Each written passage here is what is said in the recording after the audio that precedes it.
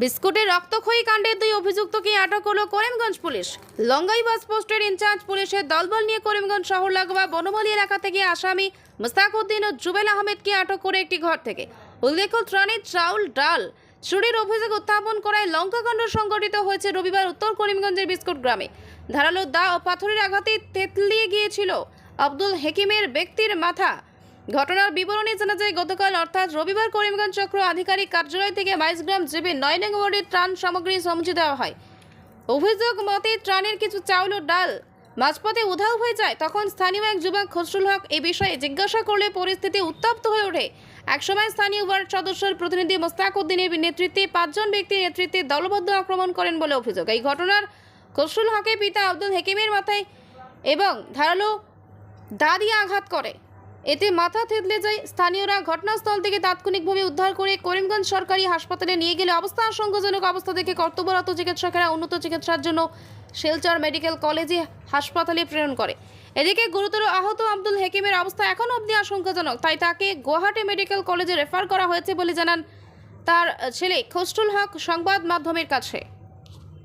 Circle তনে relief biscuit 9 number ওয়ার্ডর লাগি দেব হয়েছে। দেওয়ার সময় আমরা মাস্টারদের রিলিফটা সমঝাইয়া দিছি, সব মিলিয়া গাঁও সারায় সমঝাইয়া দেওয়ার পরে এই মেম্বার আসলো, মেম্বারে লগে আইছে, তার 2 জন মানুষ গাড়িতে উঠাইয়া লিয়েছে, 2-3 জন উঠাইয়া দিয়া গাড়ি টাকে লইয়া গেছে মাল। এই যা বিস্কুট ফটো হামানির সময় এই টাকতনে ডাইলে মাই দিছে, ডাইলা তেল লামানির পরে আমরা পরে করইয়া গেছি। করইয়া যাবার পরে গিয়া দেখছি আমরা যে জায়গা রিলিফ দেবো ওই জায়গা গেছি, গিয়া মাস্টারডে এসে জিজ্ঞাসা করছি। মাস্টারডে বললেন, স্যার আমরা সামান ঠিক আছে নি? উঠিয়া বলছেন, না সামান তো কম এখন। বললাম, আপনারে রিসিভ করছি, আপনারে রিসিভ করছো, মাল কম হইতো কিতালা? বললেন, না ডাইল কম তেল কম। ওলা ওলা কইছম বাকি সামান আছে, ডাইল তেল কম। ও আমরা কইছি, স্যার ওই জায়গাতে আমরা ডাইল ফালানি হয়েছে, মানুষে নেব হয়েছে, ও মোস্তাকর মানুষে ওলা ওলা নিছে, আপনি কিন্তু আমরা এটা জানি না, আপনি আমরা ডাইলটা দিও করবাই। মোস্তাক সামনে হয়ে হুমকি দিলাইছে ওই সময় লগে লগে দিয়া কইছে, তুই কিতা মানুষ নে, তুই গেছিস নি, তুই না আমার মাতনে ওলাকে হুমকি দেওয়ার পরে দেখলাম ইনো মাইল লাগবো, আই গেছি। আবার পরে অন্য চিল্লানি উনি আমার বাবা বার হইছে, কইছে রিলিফ বাটর যে জায়গা যাই। ওই সময় মোস্তাকর বাড়ির নিছে আমার বাবারে ভাইয়া মোস্তাক, তারা ওদিকে রিলিফ তো বাটা বন্ধ হয়ে গেছে ঝগড়া লাগায়। ওই সময় আমার বাবারে তারা জিও করছে ফালাইয়া, মোস্তাকে আতো দাদি সেদ মারছে, আর জুবেলে ফাত্তর দিয়া। এরপরে ফখরুল লেগু আসামি ফজল আছে হসপিটাল বর্তমানে অভিনয় করে, আর এই 2টা হসপিটাল থেকে বাগি গেছিলাম মস্তু।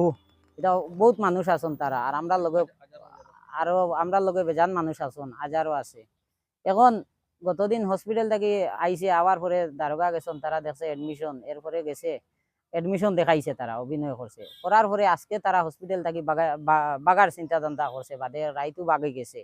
সকালে আবার আইছে, আইয়া উনটা কি রিলিজ লইছে তারা চাল করি। এরপরে বনওয়ালি গেছে, প্রশাসনের লগে আমরা যোগাযোগ হইছে।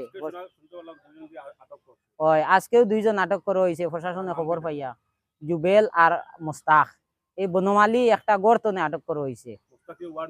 ওই মোস্তাক ওয়ার্ড মেম্বার, তার বউ ওয়ার্ড মেম্বার, মোস্তাক গাঁওর ওয়ার্ড মেম্বার 9 নম্বর ওয়ার্ডর প্রতিনিধি মোস্তাক আর জুবেল ডে। আর বাকি আব্দুল হাকিম যে গুরুত্ব শিলচর মেডিকেল থেকে তানি বর্তমানে গুয়াহাটি রেফার করছে।